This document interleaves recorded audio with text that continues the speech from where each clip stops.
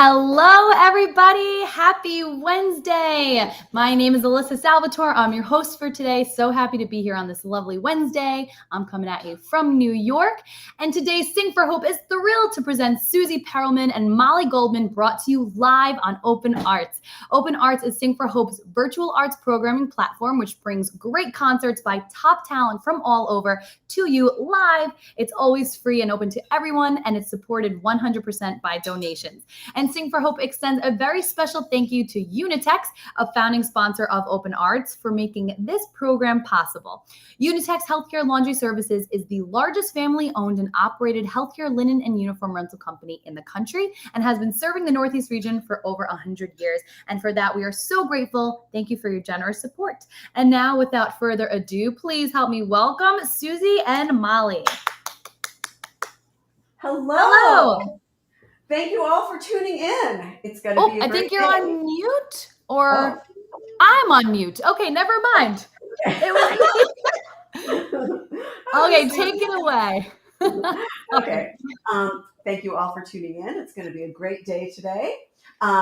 We've got two violins for you at the moment, but it won't stay that way. But the first thing that we will play for you is for two violins.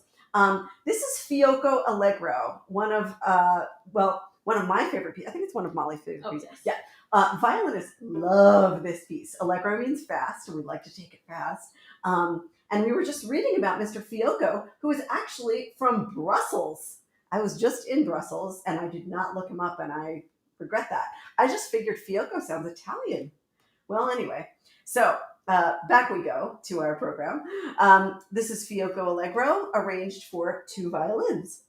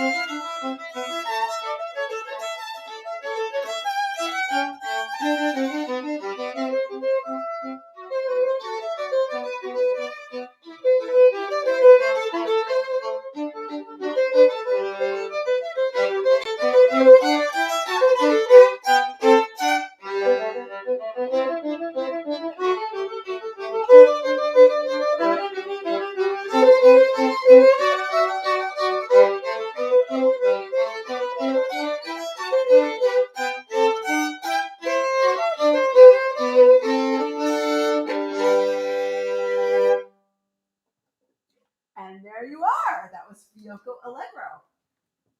For the next piece, we have a little instrument switch going on, and we're going to switch places too.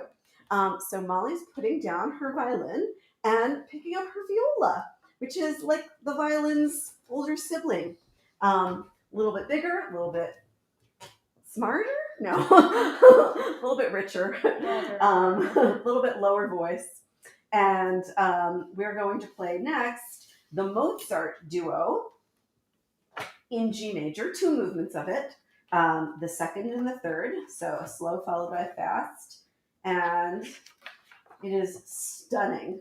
We hope you love it as much as we do.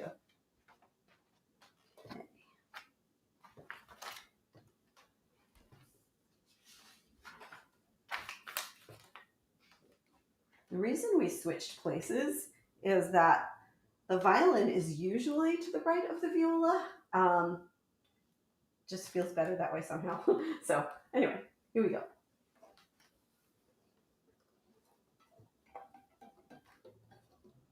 It's a little different.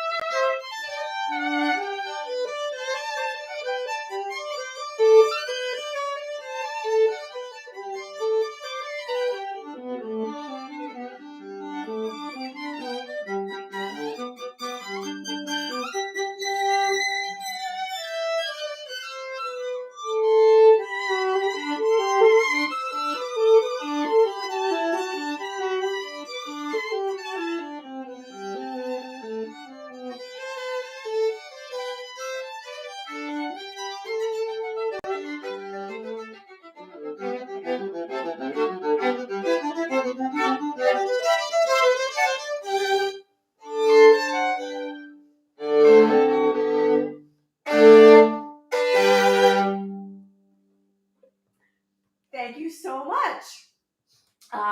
That last movement was called a rondo, which means that that same chorus kept coming back. And I love rondos, especially if I love that part of the piece that keeps coming back. It's like saying hello to an old friend throughout the entire piece. It's so fun. Okay, so we're gonna switch places again.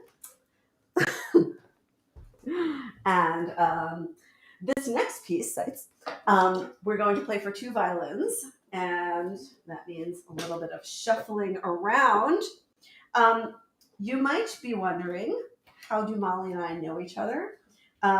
Well, the answer is most classical musicians somehow cross paths at some point, especially if they're around the same age, which Molly and I are not. But here's the cool story. I was taking a class. When I was in my undergrad at Cleveland Institute of Music, I took a class at Case Western Reserve University, which was kind of across the street. It's where we took our non-musical classes, although I was taking a musical class at Case. And my professor was Molly's mom. At that point, Molly was a baby. But later in life, we met up on the streets of New York. Actually, it was in an auditorium. It wasn't on the street. But anyway, we were playing a gig, and we played gigs ever since together, including this one. And we love playing together. And we also have something else in common. We have a lot of things in common. One is we teach. We teach a lot of kids. And this next piece that we're going to play for you is something that we've taught to many, many children, and it's one of our favorites. This is called a concerto, meaning it's really supposed to be with an orchestra, but I'm representing the orchestra today. Molly's the soloist. This is Seitz Concerto number 5, first movement. Beginning of this, I think. I'm going to start it. Oh, right? Sorry. Different plan.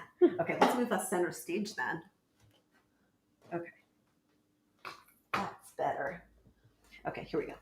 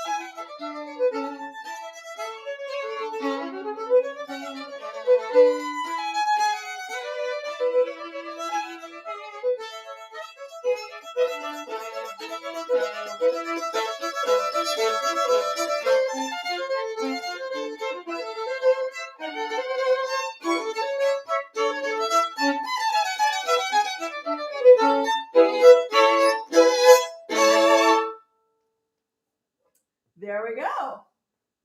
That was Seitz Concerto number 5, first movement. The next piece, Western, We will again switch places for and switch instruments for. Actually, I'm going to be on violin the whole time. It's Molly who is the switcher this time. Although I do play a little bit of viola, maybe for the next concert. Okay, so the next piece that we'll be playing for you is a Hofmeister duo. Hofmeister, as you might guess by his name, is a German guy. And he wrote a lot of good things for the viola. And this is actually one of those things. Yes, one of those things that includes the violin. And we like it. He's a contemporary of Mozart. So it's kind of in the same Mozart style and might remind you of our hero, Wolfgang. We're playing the second movement, which is the sort of slow movement.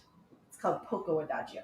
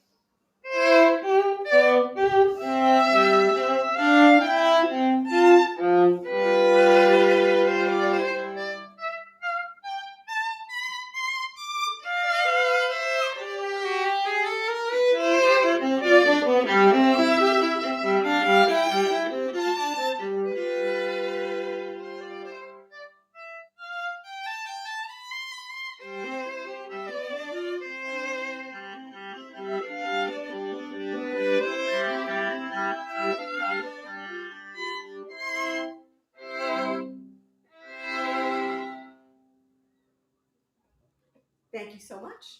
That was the Hofmeister Duo. All right. We're going to just rearrange a little bit, but not exactly switch places. Right. Okay. The next piece that we're playing for you is a Telemann duo. Telemann, a wonderful Baroque composer, also German, wrote some beautiful duos for two violins, which is why Molly's getting the violin. Okay. And this one is called Allegro. And another nice fast one for you, but not too fast. Okay.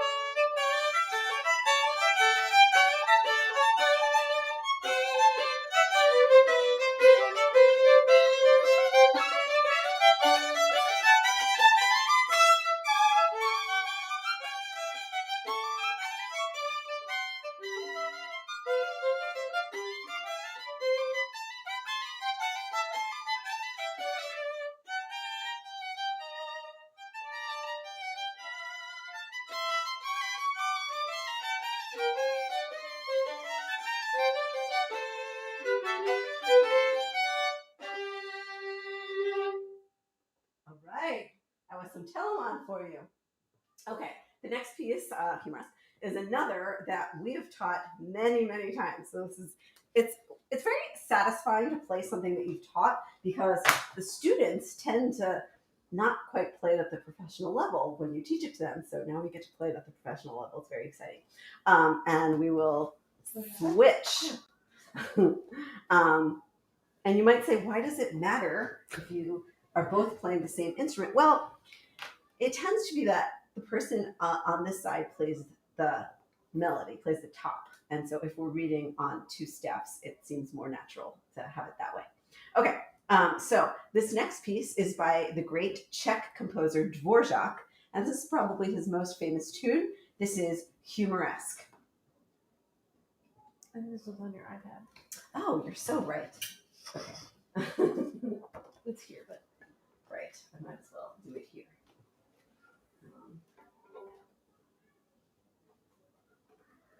Right. Here we go.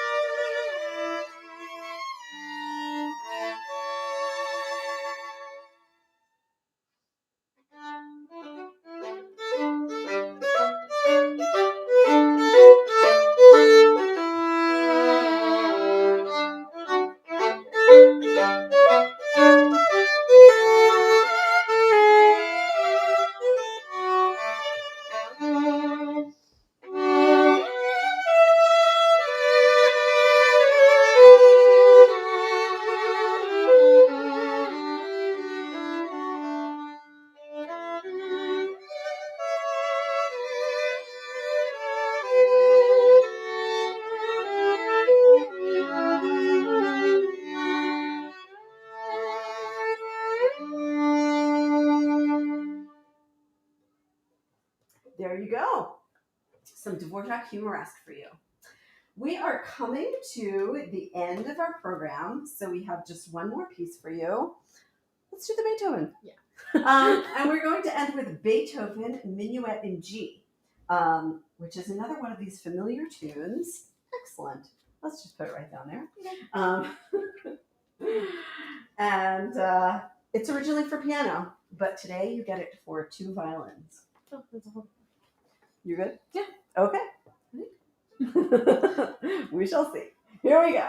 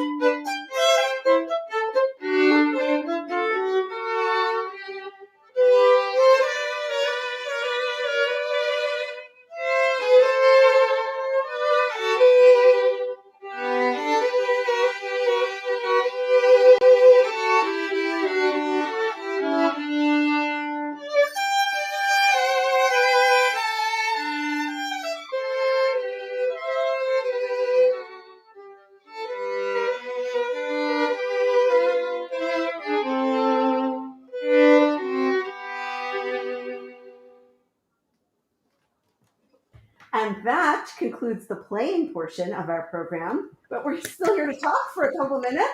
Yes, bravo to Suzy and Molly. Thank you so much for that beautiful performance. You two play so well together, and I loved all the switching. It was very educational for me because I don't know if anybody in the audience has ever seen that, but thank you for showing us something on the inside. I love that. And also, Suzy, I was waiting for some hula hooping today, but I guess Well, you know, when someone else is standing super close to it's probably harder. but you know, some point soon, yeah. I'm quite a talent. So this was wonderful. We actually have some questions from our audience members. Edgar, I don't know if you remember Edgar. He is one of our very supportive audience members, so engaging, and we're so grateful. So Edgar asks, in singing and acting, breath work is important. Does breath control play a role in playing the violin? Do you breathe differently for different types of music? That's a really interesting question. You want to take that one, Molly? You know, I think it does. And so like when string players use a bow instead of their breath, and I think a lot of times we're taught to use our bow as our breath. So that's so when we, you know, I often feel like I breathe with my bow to, you know, help make whatever sound I want to make or help elongate a phrase. What do you think? I agree with everything Molly just said. And it's another thing, like in any sort of physical activity, the breathing, if it's not happening, like for instance, if we're holding our breath, it tends to make things tense. So we are always trying to remember to breathe, especially the exhale part. And that just keeps everything loose. So I think those two things are probably the biggest thing that we consider breath absolutely necessary for music. Just keeping things not tense, and also in the breath, giving the signal as to what the mood should be when we start. That's so interesting. So now, okay, so I'm a singer, and I don't know if this is the same thing, but sometimes doing certain things with my body, like just raising my eyebrows, helps to keep my notes high and not flat, or moving my hands a certain way. If you're like doing certain notes, I don't know if that's maybe the same kind of thing where it like kind of like guides you along to like bring you, I don't know, it's hard to explain, but I feel like I'm making that connection where like your body is also in tune with your instrument in other parts of your body. Oh, absolutely. Yeah. I mean, our instruments, or hopefully our music, is an extension of what we're trying to communicate, and our personalities. And so, yeah, the higher we go, the more we want to be high, just as a person. Not necessarily the lower we go, we do that. For little kids, we do just to show, you know, that this is a low part, maybe an intimate part, maybe a deep part, and then the highs like that. So yeah, we do a lot of that. Yeah. Also. I remember all my choir teachers, if there's a crescendo, there's always the like they give you and you could like feel it what they're showing you with their bodies. I just love that. We're just so connected. Is there a type of music that you love to play the most, or do you like certain cultural or classical versus musical theater? Is there something that's like your favorite? Well, we can each answer this separately. I definitely think my heart is in playing classical. That's what I did my whole life, and I love playing musical theater also. But like classical is harder; it's a bigger challenge, and I'm up for a challenge. Oh, nice. I think I would probably have to say the same. Like you worked for that for a really long time, and especially for me, I love playing string quartets, and I think that's like everybody. It's like their own individual voice in that, and getting to work together is like really fun for me. So now, as someone who doesn't play an instrument or classical or anything, when you say harder, do you mean like the movements or like the notes, or like what do you mean when you say harder? Yeah, well, there are a lot more notes in classical literature. You know, here we are just playing lots of, you know, crazy, I don't know. Well, you know, Flight of the Bumblebee, for instance. But a lot of classical literature has like very fast notes going by. And in Broadway tunes, which are beautiful, it's more like